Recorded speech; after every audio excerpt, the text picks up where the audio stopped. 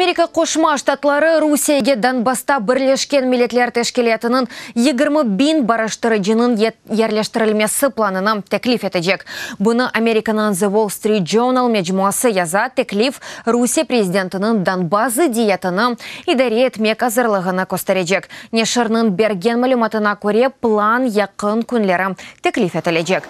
Бұның еле бараштырыжыларының не ерде ве насыл шекілде ерлештірілежегі шымдылек белгісіз.